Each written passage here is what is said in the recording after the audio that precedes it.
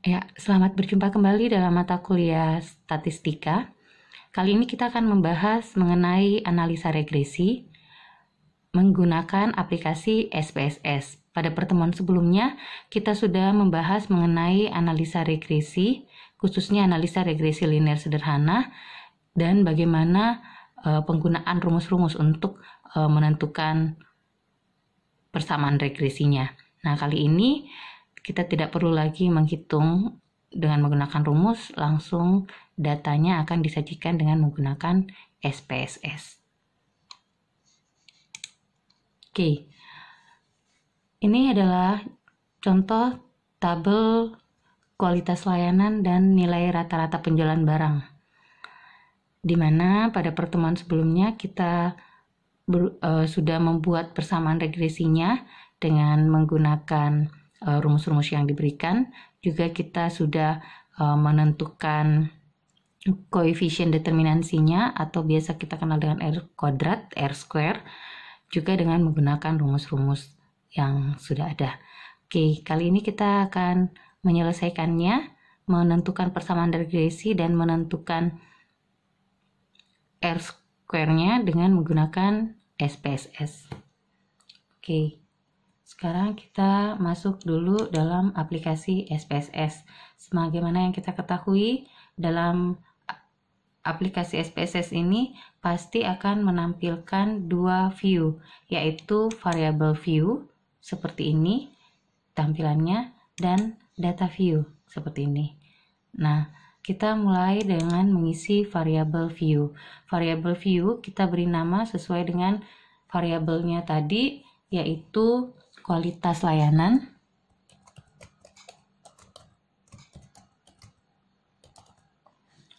dan penjualan barang.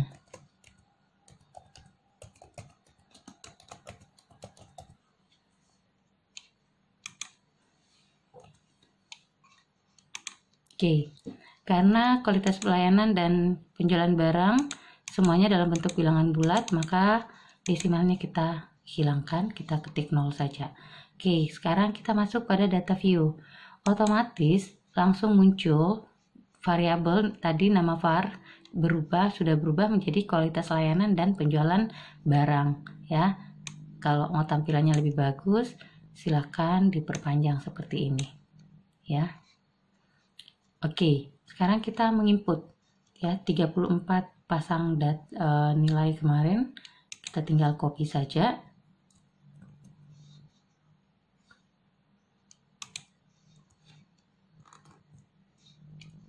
Penjualan barangnya juga.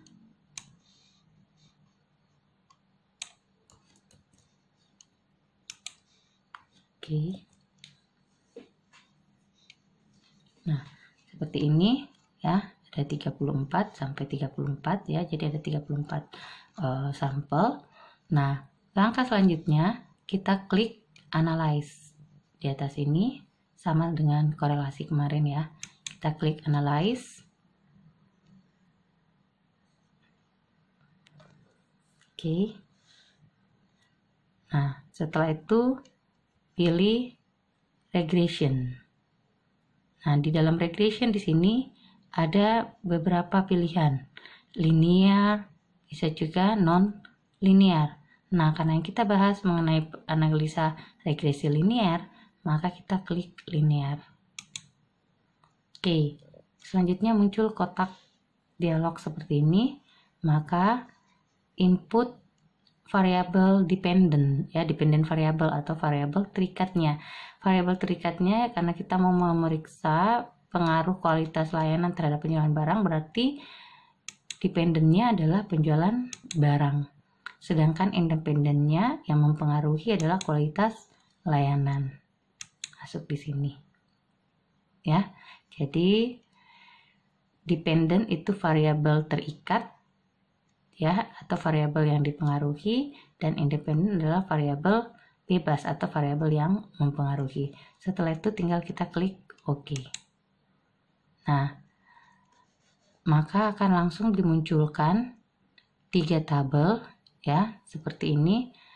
Nah, yang ini adalah ringkasan modelnya. ya. Kemudian yang kedua tabel ANOVA-nya, dan yang ketiga adalah tabel koefisiennya. Nah, nilai A dan B, ingat kemarin persamaan regresi itu dalam bentuk Y sama dengan A tambah BX. Jadi A-nya itu adalah koefisien yang di atas ini, ya. Jadi A-nya itu 93,85 dan B-nya adalah 1,287. Maka persamaan regresinya yaitu 93,85 ditambah 1,287x. Ya. Kita lihat hasil yang kemarin dengan menggunakan perhitungan rumus, ya. Ternyata sama ya. A-nya adalah 93,85 dan B-nya adalah 1,29. Ini dibulatkan. Ya, kalau tidak dibulatkan dia tadi 1,287. Dibulatkan 1,29. Maka ini persamaan regresinya. Sama saja ya hasilnya. Oke, jadi ingat kemarin kalau nilai B-nya positif, itu berarti dia berpengaruh positif. Artinya apa? Setiap X bertambah, Y juga bertambah. Ya, jadi kalau nilai X bertambah, Y juga bertambah. Kalau kualitas layanan semakin bertambah, semakin baik, maka penjualan juga semakin meningkat. Ya, itu. Oke, kita lihat R kuadratnya itu bisa dilihat pada model summary-nya atau ringkasan modelnya. Di sini R square. Nih, R square itu titik 477. Artinya 0,477. Ya, kita samakan dengan hasil perhitungan kemarin menggunakan rumus. R kuadratnya adalah 0,477 nih. Ya, jadi sama juga kemarin ya, 0,477. Nah, 0,477 koefisien determinansi atau R kuadrat 0,477 itu artinya 47,7%. Ya, 47,7% kualitas layanan ya. Jadi kontribusi dari kualitas layanan itu sebesar 47,7% mempengaruhi penjualan barang.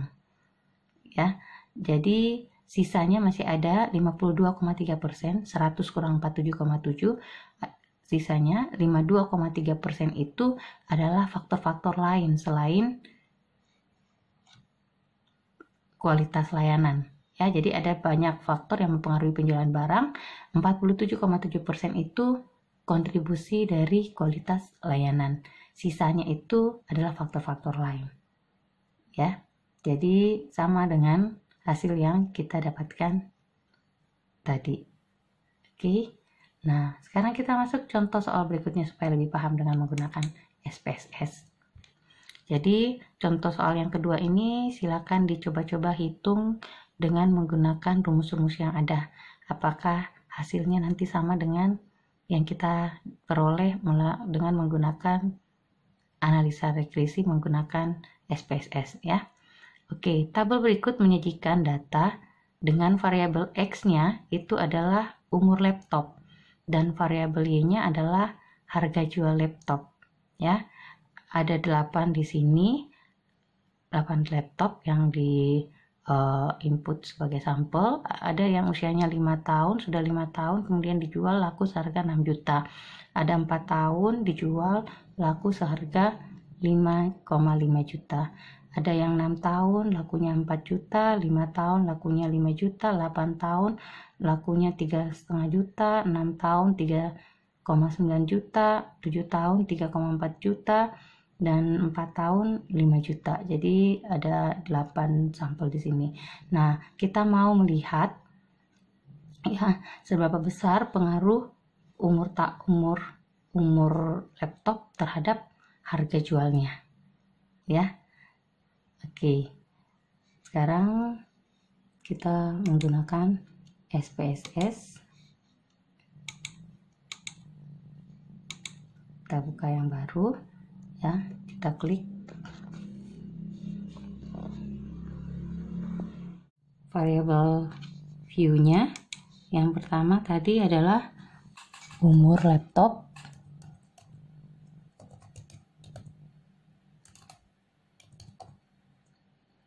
dan yang kedua adalah harga jualnya.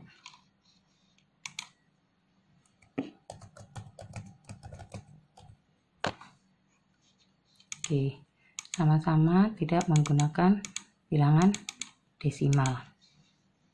Nah, kita input pada data view umur laptop, kita tinggal copy,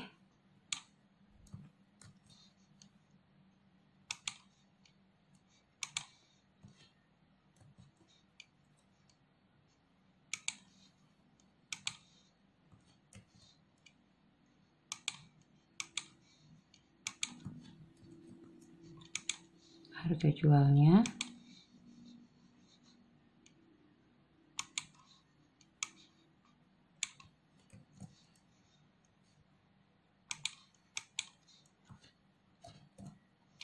oke ya. Nah, ikuti langkah yang sesuai tadi, klik analyze,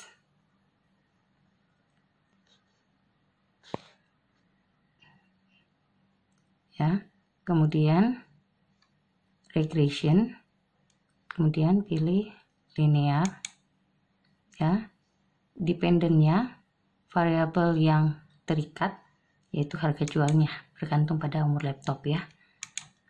Kemudian independennya adalah umur laptop, variabel bebasnya umur laptop. Kemudian klik OK.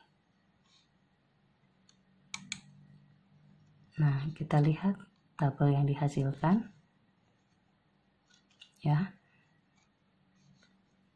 Oke, jadi lihat di sini koefisiennya itu 7,776 E6.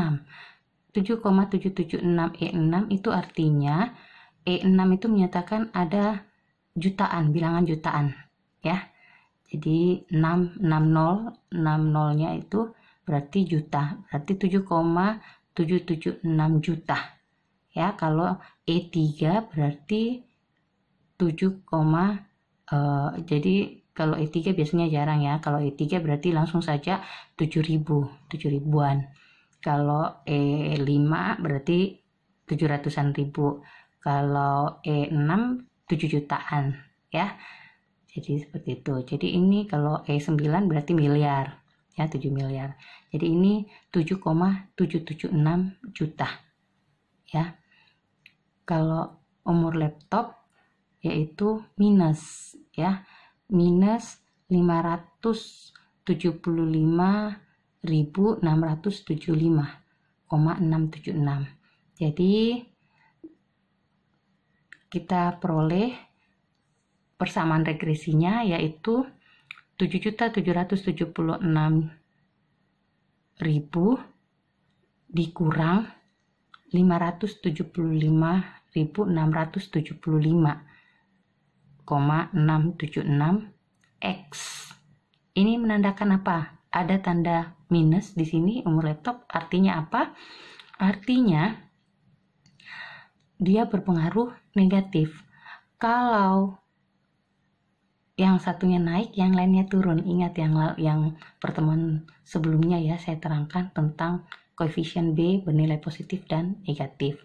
Kalau positif berarti kalau variabel yang satu naik, variabel yang lain ikut naik. Kalau negatif berarti kalau variabel yang satu naik, yang lainnya turun. Jadi di sini menandakan bahwa setiap umur laptop bertambah, ya, semakin bertambah umur laptop, usia laptop, ternyata harga jualnya justru semakin berkurang, ya. Jadi semakin lama laptop pasti harga jualnya turun, ya. Sebaliknya kalau umurnya rendah, harga jualnya semakin tinggi, ya. Jadi dia berbanding, dia berlawanan, ya. Satu positif, satu negatif, yang satu naik, yang satu turun. Oke, kalau koefisien determinansinya atau R-square-nya kita lihat di model summary-nya, yaitu titik 701, artinya 0,701 atau 70,1%. Jadi ternyata umur laptop itu mempunyai kontribusi sebesar 70,1% mempengaruhi harga jual laptop. Oke, sekian untuk kali ini mengenai bagaimana analisa regresi dengan menggunakan bantuan SPSS. Silakan dicoba untuk soal-soal lainnya. Ada soal latihan di bukunya halaman paling terakhir. Boleh dicoba kerja dengan menggunakan rumus dan menggunakan bantuan SPSS. Sekian, sampai jumpa pada pertemuan selanjutnya. Sehat selalu. Tuhan memberkati kita semua.